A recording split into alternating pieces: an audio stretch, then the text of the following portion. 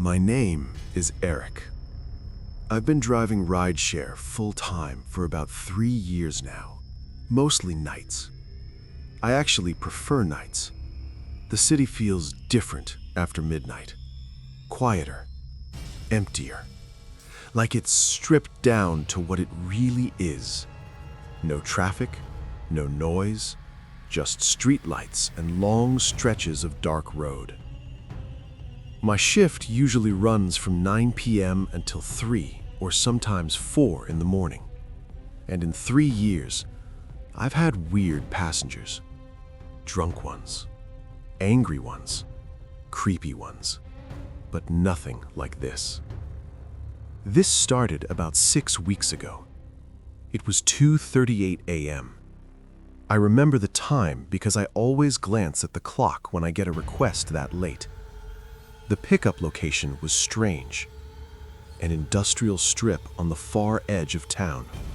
Warehouses, shipping yards, no apartments, no open stores, no reason for someone to be standing outside waiting for a ride.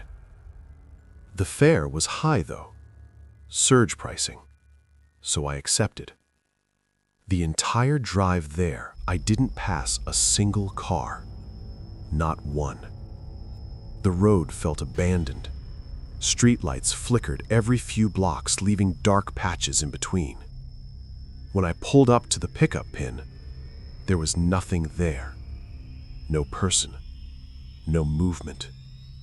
Just an empty sidewalk in front of a locked warehouse. I waited. 30 seconds. A minute. I reached to cancel the ride. That's when I heard it. My back passenger door opened. I didn't see anyone approach the car. No footsteps. No shadow. Just the sound of the handle. The door swinging open and then closing. Slowly, I checked my rearview mirror. A man was sitting in the back seat. Thin. Pale.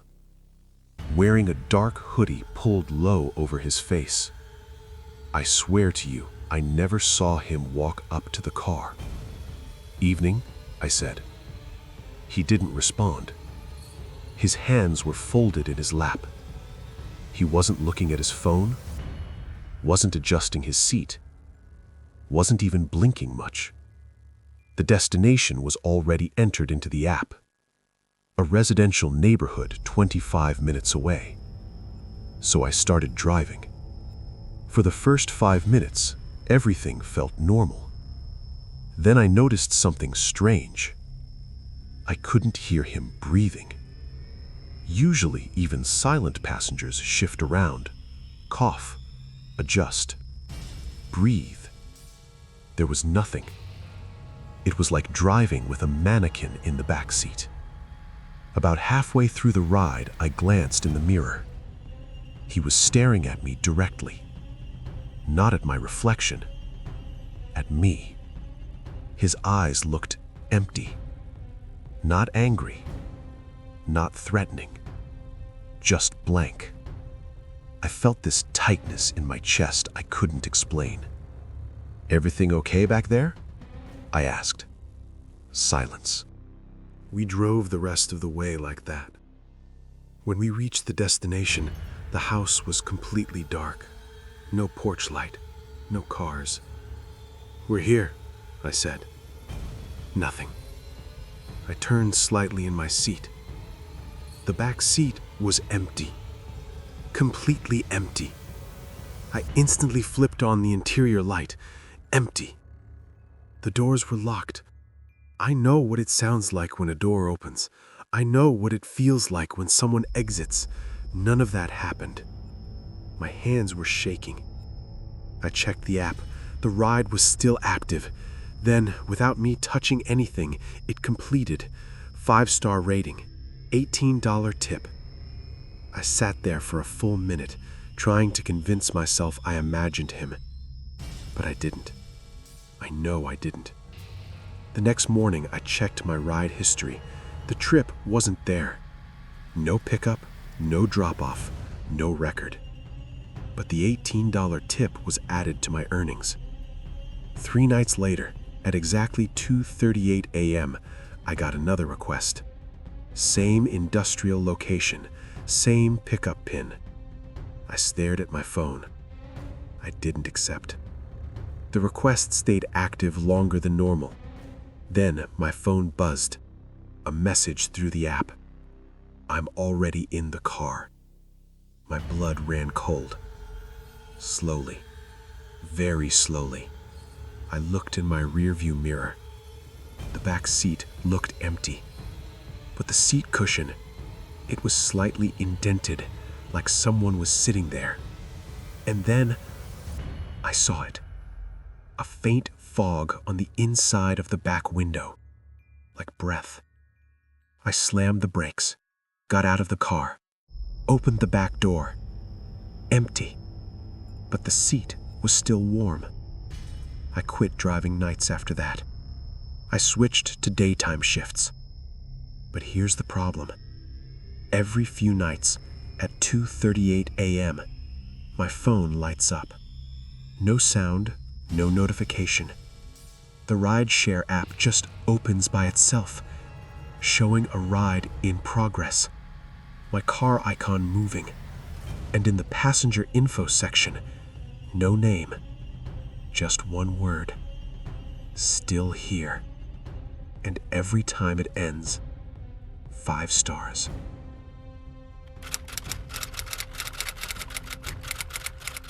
My name is Daniel. I'm 29 years old, and I work overnight security at a self-storage facility on the outskirts of town. Midnight to 8 a.m. 8 hours alone. Most people would hate that job. I actually liked it. No customers, no coworkers, just me, a small office, and a wall of security monitors showing long, empty hallways. The facility is divided into 3 buildings, metal doors, concrete floors, fluorescent lighting that hums constantly. Even during the day, it feels cold in there. At night, it feels abandoned. 3 weeks ago, something started happening. The first time, I almost ignored it.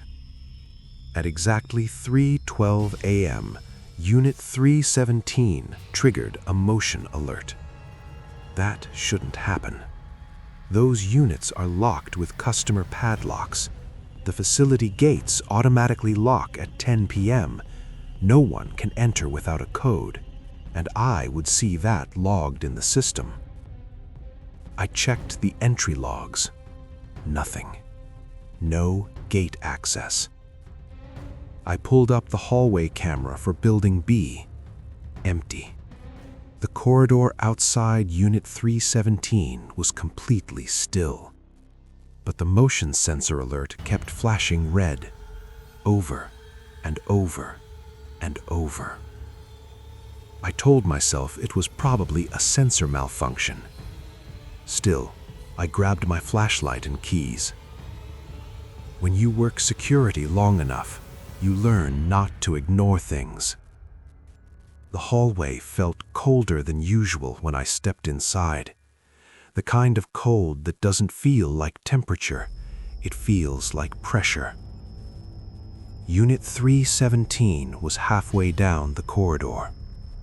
The metal door looked normal. The padlock was intact.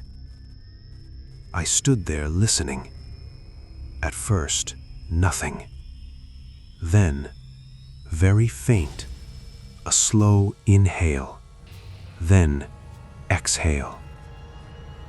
I froze. I pressed my ear against the cold metal door. Silence. I stepped back, told myself it was ventilation echoing through the units. I went back to the office. At 3:15 a.m., the hallway camera glitched. Static. 2 seconds. When the image came back, I was standing outside Unit 317. Just standing there, facing the door. But I was in the office. I hadn't left. The timestamp showed me standing there for 3 full minutes, completely motionless, not checking the lock, not moving, just staring at the door.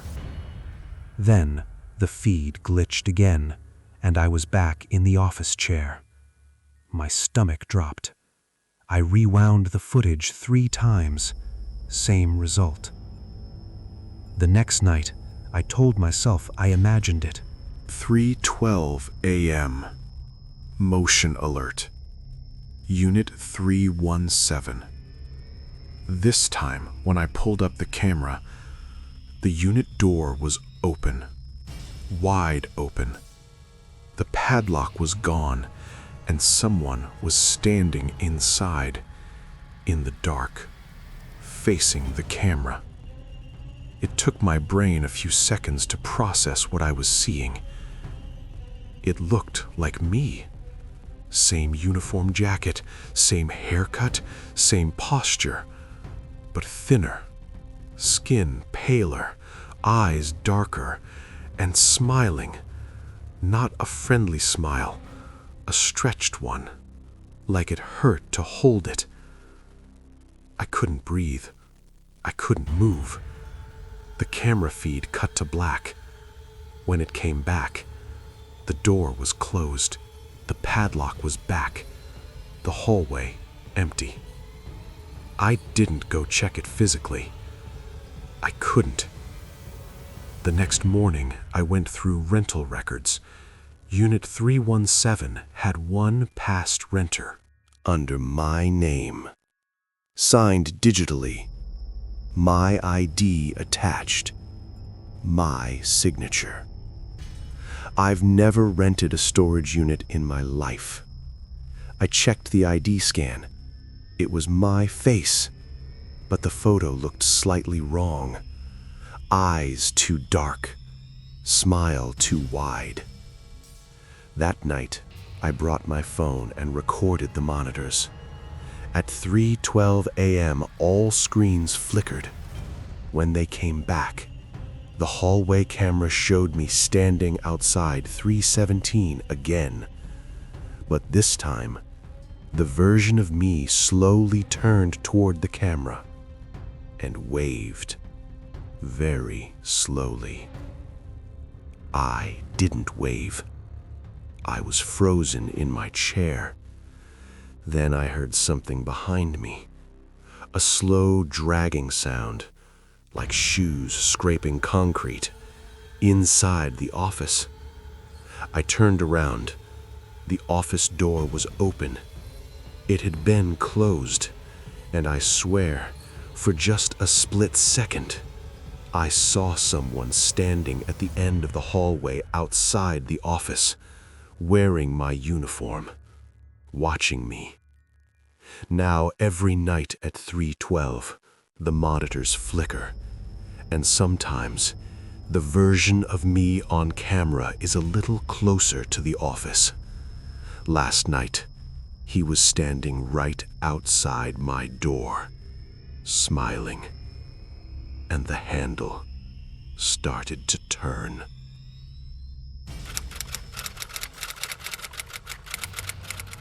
My name is Lewis. I've worked night cleaning at St. Mark's Hospital for almost 4 years.